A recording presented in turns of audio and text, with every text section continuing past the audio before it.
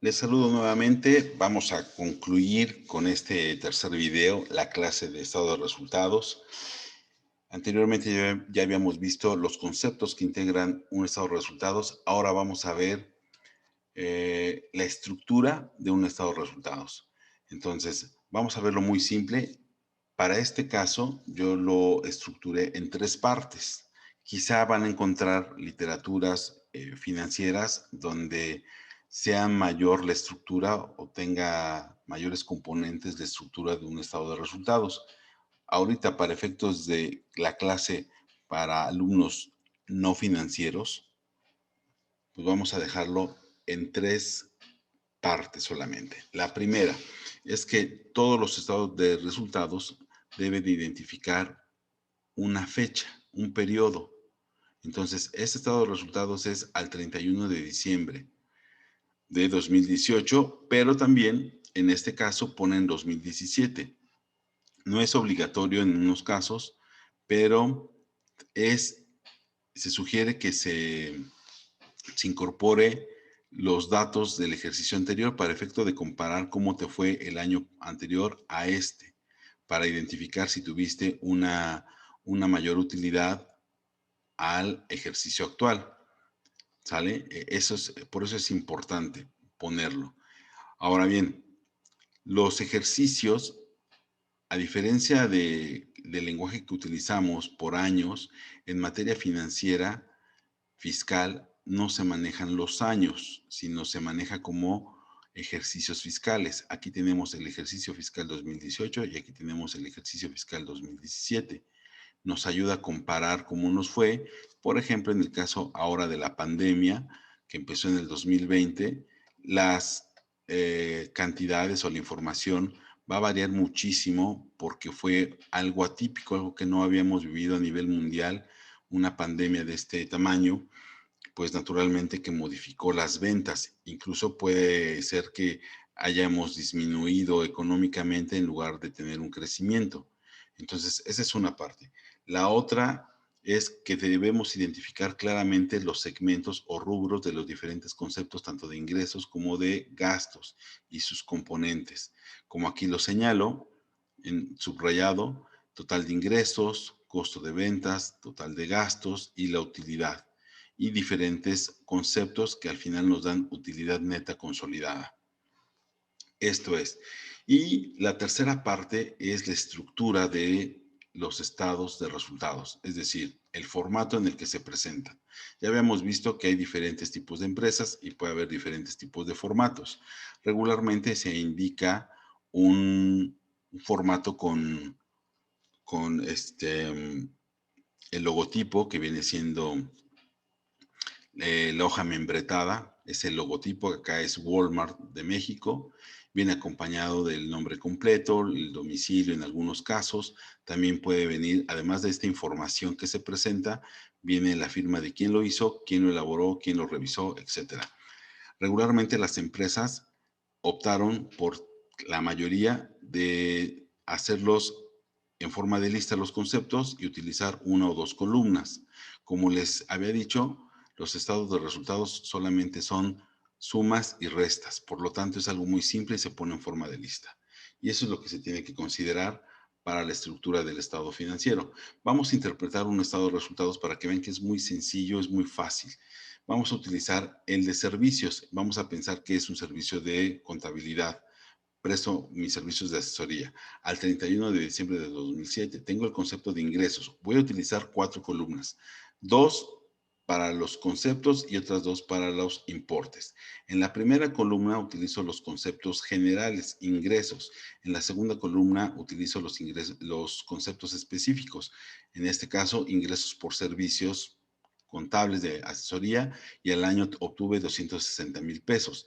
Después tengo otros ingresos que pueden ser generados, por ejemplo, esta lana que yo cobré al año la meto al banco y me genera rendimientos financieros por 20,000. Sumo esas dos cantidades y me da un total de ingresos de 280,000 pesos. Ahora voy a restarle los costos de servicio de empresa que subcontraté para una asesoría y sueldos del personal de esa empresa. Me costó 70,000 pesos más 24,000 de sus sueldos. La suma de estos dos me da 94,000. y ese es el total del costo, los 94,000. Al final voy a tener una utilidad bruta que es mis 280,000 que tuve de ingresos menos mis costos 94,000. Tengo una utilidad de 186,000, porque hasta aquí mis ingresos son mayores a mis costos y sigo teniendo una utilidad bruta todavía. Voy a restarle a su utilidad los gastos operacionales de mi oficina, por ejemplo, el sueldo de mi personal y los gastos de oficina como mantenimiento, luz, internet, materias de limpieza, etcétera. Al mes me dan 40, perdón, al ejercicio que aquí manejamos, me dan 42,000 pesos de sueldo de personal y gastos de oficina por 30,000. La suma de estos dos son 72,000. Entonces voy a restar los 186,000 que tenía de utilidad bruta menos mis gastos de operación por 72,000 y ya me va a dar una utilidad neta de 114,000 pesos. Por lo tanto, aquí demuestro que mis ingresos son mayores que mis gastos y por lo tanto tengo una utilidad. Si fuera al revés, tendría una pérdida. Vamos a reflexionar sobre la importancia de los estados financieros en la vida diaria. Analicemos un caso muy simple. Imagínate que consigues un empleo en el que ganas 25,000 pesos al mes, pero anteriormente, en todos sus trabajos que habías tenido, los sueldos eran inferiores, eran máximo de 10,000 pesos al mes. Ahora vamos a la segunda parte, análisis de ingreso-gasto. Tú sigues gastando como cuando ganabas 10,000 al mes y te diste cuenta que te sobraba dinero, porque pues ya ganas más de 10,000 que ganabas, ahora ganas 25,000, tienes 15,000 pesos más. Entonces, te das cuenta que tienes ahí una lanita, te emocionas y empiezas a gastar más. Haces compras de esas pequeñitas, a meses sin intereses. La tercera parte, ahora es al revés, análisis gastos-ingresos. Como las compras eran pequeñas, seguiste endeudándote con gastos hormiga. Estos gastos hormiga son los que cuando los ves por separado, haces compras a meses sin intereses y pagas 80 pesos.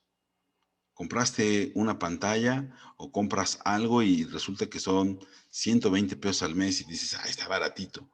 Pero ya cuando te embarcas, te sigues endeudando con ese tipo de gastos hormiga y los sumas, y además son de diferentes tarjetas, la de Coppel, la de etcétera, etcétera, lo sumas y te das cuenta que tus gastos son mayores a tus ingresos. Ya tienes un problema. Posteriormente, no tenemos la cultura del ahorro, no ahorramos. Y ahí te enteras que vas a tener un hijo y se vienen gastos que no tienes contemplados, pero además tu sueldo ya no te alcanza porque está comprometido con todas las deudas que tienes y por lo tanto te ves en la necesidad de pedir un préstamo al banco. Pero el banco necesita saber tus estados financieros, pero eres una persona física, es decir, no tienes una empresa, trabajas en alguna empresa y lo que va a investigarte el banco es tu tarjeta, cómo tienes, cuánto ganas y cuánto gastas. Si tienes créditos y si has pagado. Y si tienes créditos que no has pagado, te investiga en buró de crédito y te dice que no puedes tener acceso a ese crédito o a ese préstamo. Y si llevas un buen historial, pues vas a tener ese acceso a ese crédito. Conclusión de la reflexión. Análisis financieros. Si adaptas un control sobre tus ingresos y gastos como un tipo de estado de resultados y llevas un presupuesto personal, esta herramienta te va a ayudar a no tener problemas en tus finanzas. Analiza muy bien, reflexiona muy bien y date cuenta que un estado de resultados se lleva hasta en forma personal. No necesitas tener una empresa. Finalmente, pues no te preocupes si tienes un negocio pequeño y si tienes uno grande, tampoco te debes de preocupar porque ya existen sistemas administrativos que se encargan de generar toda esta información. Solamente tú tienes que poner a la capacitación de tu personal que lo va a operar y naturalmente el personal. Claro, también debes de contar con la lana, pero hay precios accesibles para empresas pequeñas, que aquí se pueden ver algunos sistemas que se utilizan, y de verdad, esto ya utiliza todo el mundo utiliza ya los sistemas financieros. Y hay otros sistemas tipo ERP o SAP de mayor costo para empresas grandes, que es un ERP Enterprise Resource Planning, que es otra cosa más que recursos de planeación para las empresas. Y acá lo indico, para pequeñas y grandes empresas, ¿qué necesitas? Capacitación al personal o al usuario que va a ocupar el sistema.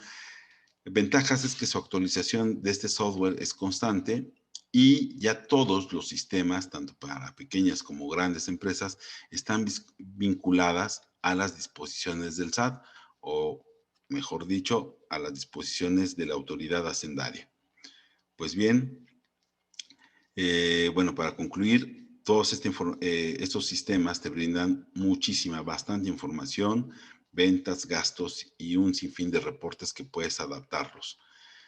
Pues bien, con esto concluimos la clase un poco larga en 3 partes de lo que es los estados de resultados. Les dejo mis datos en cuanto a las redes sociales y no me queda más que despedirme y decirles que nos vemos en la próxima clase.